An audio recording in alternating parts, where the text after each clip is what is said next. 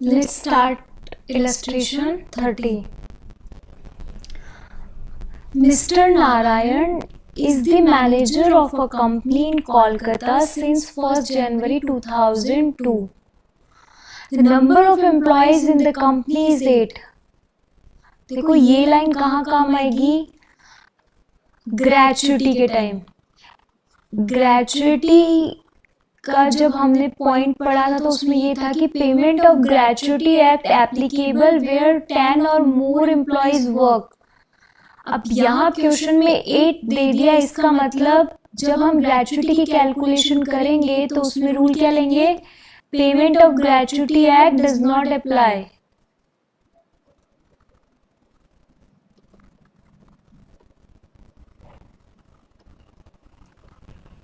इसके बाद he is in grade of 2000, then 100 का इंक्रीमेंट, 4000, फिर 150 का इंक्रीमेंट, फिर 6250 plus a dearness allowance at the rate 20% of his basic पे. डीए है 20% ऑफ बेसिक पे. पहले हम बेसिक पे कैलकुलेट करेंगे, देन बेसिक पे का 20% DA, half of which enters into retirement benefit. और जो भी डीए आएगा उसका 50% DA with condition. He contributes 10% of his salary and 1/2 of dearness allowance to unrecognized provident fund, to which his employer contributes an equal amount. पहले हम यहाँ तक की कैलकुलेशन कर लेते हैं. तो बेसिक सैलरी एक सेकेंड क्वेश्चन में इसके रिटायरमेंट की इंफॉर्मेशन भी है. He retired on 1st of September 2019. 1 सितंबर 2019 को मिस्टर नारायण रिटायर हो गए. और एक और इम्पॉर्टेंट लाइन देखो, आपको पूरा क्वेश्चन पढ़ना है. मेरा ये क्वेश्चन एक बार पहले पढ़ा हुआ है इसलिए मुझे पता है कि कहाँ कहाँ इम्पॉर्टेंट पॉइंट्स है, तो मैं वो देख रही हूँ. पर आपको ये पता नहीं होगा तो आपको क्या करना है, एक बार पहले पूरा क्वेश्चन जल्दी से रीड कर लेना है. उसके बाद आपको पता चल जाएगा क्या क्या इम्पॉर्टेंट इन्फॉर्मेशन कहाँ कहाँ है. तो जब भी पॉइंट सॉल्व करोगे तो उससे रेलिवेंट इन्फॉर्मेशन अलग अलग लाइन में मिल सकती है. एक बार पूरा क्वेश्चन पढ़ा हुआ होगा तो सॉल्व करना ईजी होगा. अब देखो यहाँ पे बेसिक सैलरी के लिए कितने इंपॉर्टेंट पॉइंट हो गए. एक तो ये यहाँ पे बेसिक इंफॉर्मेशन से रिलेटेड, उसके बाद इसकी रिटायरमेंट है, तो जहाँ रिटायर हो रहा है उस मंथ तक की बेसिक सैलरी लेनी है. उसके बाद ये last line, that his salary is due on the first day of next month. अभी तक हमने जो भी क्वेश्चन किए थे उसमें लास्ट डे सैलरी ड्यू हो जाती थी, last day of the month.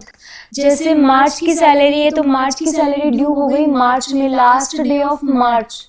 और सैलरी की कैलकुलेशन होती है, सैलरी टैक्सेबल करने का बेसिस है ड्यू और रिसिप्ट विचएवर इज अर्लियर. लेकिन इस क्वेश्चन में सैलरी ड्यू होगी नेक्स्ट मंथ के फर्स्ट डे को, first day of next month. तो मार्च की जो सैलरी है वो कब ड्यू हुई? मार्च की सैलरी ड्यू हुई 1 अप्रैल को. तो जब हम असेसमेंट ईयर 2021 की कैलकुलेशन करेंगे तो यहाँ पे सैलरी आएगी मार्च, अप्रैल, मई, जून, जुलाई एंड अगस्त. क्योंकि 1 सितंबर को ये रिटायर हुए और 1 सितंबर को सैलरी ड्यू होगी अगस्त की, तो इन 6 मंथ की सैलरी लेनी है. देखो ये पॉइंट मैं एक बार फिर से समझाती हूँ क्योंकि ये इस क्वेश्चन में पहली बार ये पॉइंट आया है. His salary is due on the first day of next month. मार्च की जो सैलरी होगी वो ड्यू होएगी अप्रैल में जाके. इसका मतलब जब हम असेसमेंट ईयर 2021 की इनकम कैलकुलेट करेंगे तो मार्च 19 की सैलरी भी टैक्सेबल होगी, क्योंकि मार्च की सैलरी ड्यू और रिसिप्ट दोनों ही अप्रैल में होगी. तो जब अप्रैल में सैलरी ड्यू और रिसिप्ट हो रही है तो टैक्सेबल भी अप्रैल में होगी, और अप्रैल आएगा हमारे असेसमेंट ईयर 2021 में. तो यहाँ पे सैलरी कब से कब तक लेनी है? सैलरी लेनी है मार्च टू अगस्त. अब हम इंक्रीमेंट का देखते हैं। तो इंक्रीमेंट इन्होंने तो 2000 मिस्टर नारायण ने ज्वाइन किया 2002 में, तो अब क्या इंक्रीमेंट लग के सैलरी बनती है वो कैलकुलेट करनी पड़ेगी। तो 2002 से 2002 में जब ज्वाइन किया है तब है salary 2000 rupees, then 100 per year increment. तो 2002 3 4 5 6 7 8 9 10 11 12 13 14 15 16 17 18 19 20 इंक्रीमेंट कितना हुआ हर साल 100 रुपए का। तो 2000 यहाँ है तो हर साल 100 रुपए का इंक्रीमेंट करना है। 100 200 300 400 500 600 700 800 900 1000 यहाँ पे सैलरी हो गई 3000। उसके बाद 100 200 300 400 500 600 700 यहाँ सैलरी हो गई 3700। और हमको सैलरी लेनी है मार्च 19 टू अगस्त 19 की। मार्च अप्रैल मई जून जुलाई अगस्त 6 मंथ की सैलरी। तो ये 6 मंथ की सैलरी कितनी आ गई 3700 मल्टीप्लाई बाय 6। 3700 को 6 से मल्टीप्लाई करो तो ये आया 22,200। बेसिक सैलरी के बाद डीए। डीए क्वेश्चन में क्या लिखा हुआ है DA is 20% of basic salary. तो 20% 22,200 का 20% कितना आया। आप जब भी ये वीडियो देखोगे तब कॉपी पेन कैलकुलेटर सब और बुक भी, अगर किसी के पास बुक नहीं है तो ही वो इस वाले में देखे, वरना अपनी बुक में मार्क करे, बुक में रीड करे। बेसिक सैलरी के बाद है DA. DA is 20% of basic salary. तो बेसिक सैलरी है 22,200। तो 22,200 का 20% 4,440 ये डी आया। डीए के बाद जो इम्पोर्टेंट ये यूआरपीएफ के लिए इंफॉर्मेशन है, देन ये पढ़ो यहाँ से। On 1st June 2019, he took an interest-free loan of 20,000 from his employer. इसका क्या करेंगे देखो, इंटरेस्ट में एक पॉइंट, दो एक्सेप्शन पढ़े थे। अगर लोन अमाउंट 20,000 तक होता है तो value of interest free loan is nil. तो यहाँ पे आप वर्किंग नोट में मेंशन करोगे as loan amount doesn't exceed 20,000, therefore value of interest free loan is nil. उसके बाद he has been provided with rent free house owned by the company, the fair rent of which is 24,000 per month। जब भी question में fair rent given हो तो वैसे भी employer is the owner of house, यही मानना है। he is, अब आरएफए की वैल्यू क्या होगी, value of rent free accommodation. तो अब पॉपुलेशन चेक की जाएगी। तो पॉपुलेशन जगह कोलकाता की पॉपुलेशन मोर देन 25 lakhs, तो 15% ऑफ सैलरी। यहाँ पे सैलरी का मीनिंग, इसके अंदर अलाउंसेस भी आएंगे, तो एक बार इसको यहाँ पे डैश छोड़ते हैं, यहाँ पे पूरा सैलरी का कैलकुलेशन और होगा। इसके बाद क्वेश्चन में गिवन है मेडिकल अलाउंस। तो मेडिकल अलाउंस कितना है, medical allowance is fully taxable. Medical allowance question में गिवन है 2,000 पर मंथ। कितने मंथ मिला, 6 मंथ। आफ्टर डेट तो रिटायर हो गया, तो 6,000 multiply by 2,000 multiply by 6, 12,000। Medical allowance के बाद वॉचमैन अलाउंस। तो watchman allowance is also fully taxable. Watchman allowance कितना है 2,000 पर मंथ। तो 2,000 मल्टीप्लाई बाय 6, 12,000। इसके बाद his club bills of 30,000 was, ये हो जाएगी क्लब फैसिलिटी। तो क्लब फैसिलिटी जितना एम्प्लॉयर के लिए खर्चा है वही वैल्यू ऑफ फैसिलिटी, तो 30,000 वैल्यू ऑफ फैसिलिटी। इसके अलावा फिर ये रहा, he has been provided with the facility of cook who is paid 3,000 per month by the employer. तो कुक फैसिलिटी जितना एम्प्लॉय के लिए एम्प्लॉयर की जेब से लगा वही value of facility, 3,000 per month लगा तो 3,000 multiply by 6, 18,000 is the value of facility. His 2 children are studying in the institution by the employer। अब ये आ गया, चिल्ड्रन को अगर स्कूल में एजुकेशन मिलती है एम्प्लॉयर की तो ये है ऐसी परक्यूसिट जो टैक्सेबल होगी स्पेसिफाइड एम्प्लॉय के लिए। तो स्पेसिफाइड एम्प्लॉय के लिए हम चेक करेंगे क्या इनकी सैलरी 50,000 एक्सीड कर रही है, तो इसको आप वर्किंग नोट में कर लेना, इसकी सैलरी एक्सीड करेगी 50,000 से, तो ये एक स्पेसिफाइड एम्प्लॉय है। स्पेसिफाइड एम्प्लॉय के लिए एजुकेशन फैसिलिटी टैक्सेबल होगी, लेकिन 1,000 पर मंथ से ज्यादा अगर नहीं है तो एग्जेम्प्ट हो जाएगा। तो इस क्वेश्चन में 200 पर स्टूडेंट है तो ये एजुकेशन फैसिलिटी एग्जेम्प्ट हो जाएगी। तो एजुकेशन फैसिलिटी में नील।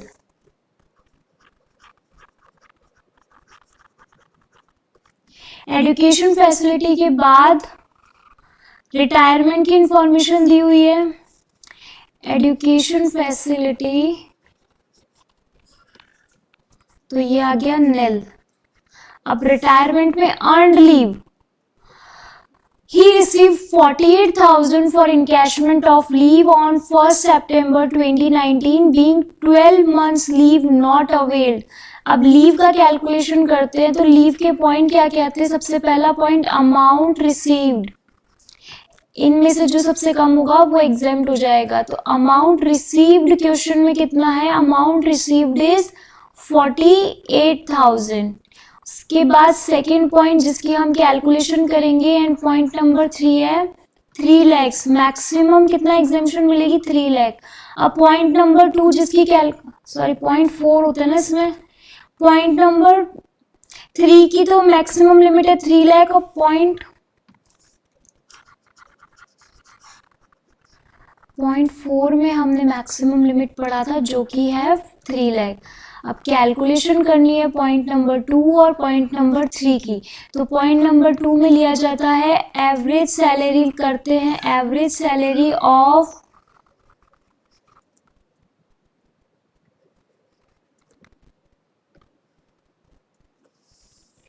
एवरेज सैलरी ली जाती है और यहाँ पे अनअवेल्ड लीव की वैल्यू ली जाती है। तो पहले हम अनअवेल्ड लीव का कैलकुलेशन करते हैं। तो according to the income tax rule maximum सिर्फ 30 डेज की लीव अलाउ है। Completed year of service calculate करते हैं। कंप्लीटेड ईयर्स ऑफ सर्विस, यहाँ पे फ्रैक्शन में मंथ्स हो तो उसको इग्नोर करना है।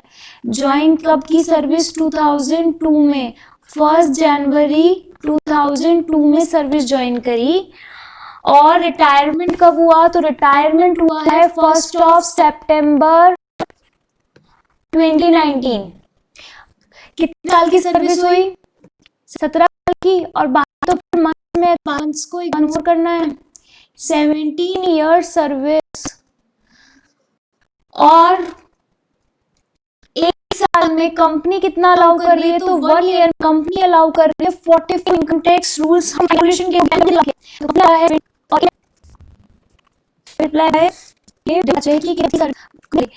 ने अलाउ किया 25 पूरे सर्विस पीरियड में 23। अब देखो कि कितनी लीव, छुट्टियां, ये जो 25.5 आया ये तो आया 45 डेज के अकॉर्डिंग। अब हमको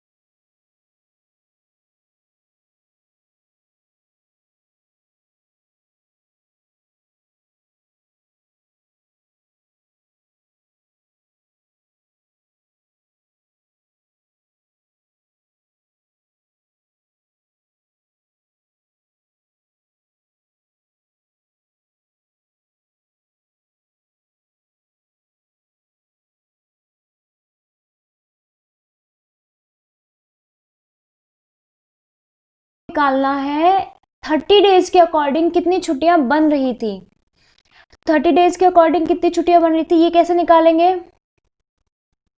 तो 17 साल है, एक साल में सिर्फ 30 दिन की छुट्टियां अलाउ करेंगे, तो कितने महीने हुए? 17 महीने। 17 मंथ्स में से छुट्टियां ऑलरेडी कितनी ली जा चुकी हैं? लीव अवेल्ड, लीव अवेल्ड कितनी है? 13.5। तो लीव नॉट अवेल्ड या अनअवेल्ड लीव, अनअवेल्ड लीव कितनी आई 30 डेज के अकॉर्डिंग? 17 माइनस 13.5, तो ये आई 3.5 महीने। अब 3.5 महीने के पैसे अपने को मिलेंगे। देखो ये कैलकुलेशन में हो सकता है आपको थोड़ा कंफ्यूजन हो, लेकिन इसकी स्टेप्स लर्न कर लो। पहले हम 45 डेज जितना कंपनी अलाउ कर रही है उस अकॉर्डिंग निकालेंगे। कंपनी 45 डेज पर ईयर की सर्विस अलाउ कर रही है, तो उसको मंथ में कन्वर्ट करने के लिए 30 से डिवाइड कर दिया। उसके बाद क्वेश्चन में ये लीव नॉट अवेल्ड गिवन है, लेकिन ये गिवन है as per 45 days per year, और हमको चाहिए 30 महीने की, 30 दिन के हिसाब से 17 साल की। तो ये आएगी 17 multiply by 30 divide by 30, 17 months. इसमें से जितनी छुट्टियां ये ले चुका है 13.5, ये लेस किया तो अनअवेल्ड लीव आ गई 3.5 मंथ्स। अब इस 3.5 मंथ्स की जो सैलरी बनती है वो ली जाएगी पॉइंट नंबर 3 में। तो इस 3.5 मंथ की सैलरी कैसे ली जाए? तो इसके लिए करते हैं हम average salary of last 10 months. तो हमको लास्ट 10 मंथ्स की सैलरी चाहिए। अब लास्ट 10 मंथ रिटायरमेंट हुआ है 1 सितंबर को, इसका मतलब एक तरह से अगस्त तक की है हमारे पास। तो जनवरी टू अगस्त और नवंबर एंड दिसंबर, ये मैंने इसको इसलिए अलग अलग लिखा है क्योंकि क्वेश्चन में इंक्रीमेंट की इंफॉर्मेशन है। तो जनवरी टू अगस्त तो 3700 सैलरी है और उससे पहले 3600 है, तो मल्टीप्लाई बाय 2। लेकिन इसके साथ साथ यहाँ पे सैलरी का मीनिंग क्या होता है? तो basic salary plus DA with condition plus commission on sales. Basic salary और डीए विथ कंडीशन, तो DA with condition total DA का 50% है। टोटल डीए कितना है? तो डीए के लिए क्वेश्चन में लिखा हुआ है 20% ऑफ इस बेसिक पे, तो 3600 का 20% एंड उसका आधा, तो एक तरह से 3600 का अगर 10% लेंगे तो वो आ जाएगा डीए 360, और 3700 का 10% लेंगे तो वो आ जाएगा डीए विथ कंडीशन, और इसको मल्टीप्लाई कर देंगे 8 मंथ से। तो ये हम इसको फिर टोटल करके डिवाइड कर दिया जाएगा 10 से, तो ये आएगी average salary of last 10 months 3600 plus 360 multiply by 2, तो ये आया 7920, फिर 3700 प्लस 370 मल्टीप्लाई बाय 8, तो ये आया 32,560। दोनों को ऐड करके डिवाइड कर देंगे 10 से, तो एवरेज सैलरी ऑफ 10 मंथ्स आ जाएगी 4048। 4048 एवरेज सैलरी है,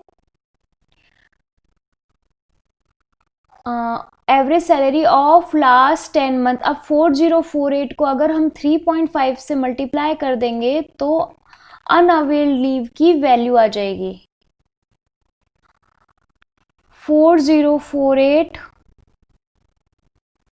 तो देखो पॉइंट नंबर 2 और 3 दोनों का कैलकुलेशन, तो जो पॉइंट नंबर 2 में लिया जाता है वो ली जाती है 10 मंथ्स की सैलरी, लेकिन वो एवरेज सैलरी ली जाती है। तो एवरेज सैलरी अभी हमने कैलकुलेट करी 4048, इसको 10 से मल्टीप्लाई देंगे तो ये आ गया 404, और अनअवेल्ड लीव तो 1416 आया।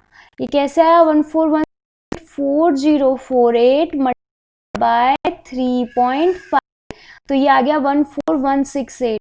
इन चारों में से सबसे कम वैल्यू कौन सी है? 168, तो टैक्स नहीं आई, तो टैक्सेबल वैल्यू इज लीव के गिवन है ग्रेचुइटी की। ग्रेचुइटी कितना है? He also received 40,000 as gratuity from the employer. अब ग्रेचुइटी मिला है 3 मैक्सिमम 2 की करनी है, तो सैलरी के लिए, तो यहाँ सैलरी प्लस सैलरी ली जाती है जो कि आ रहा है 5592। सैलरी ली जाती है एवरेज क्वेश्चन का last point and gratuity calculation 048 divide by 2 multiply by 17।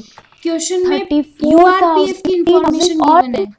URPF taxable gratuity इनका डिफरेंस क्वेश्चन की आ रहा है लास्ट ये लाइन होती है कि लास्ट पॉइंट यूआरपीएफ का 18,000 मिला, जो क्वेश्चन की लास्ट ये लाइन बोलती है करने के बाद यूआरपीएफ का 18,000 मिला, जो 18,000 है लोन की अमाउंट लेस करने के बाद 18,000 आपको मिला, और लोन क्वेश्चन में गिवन है 20,000।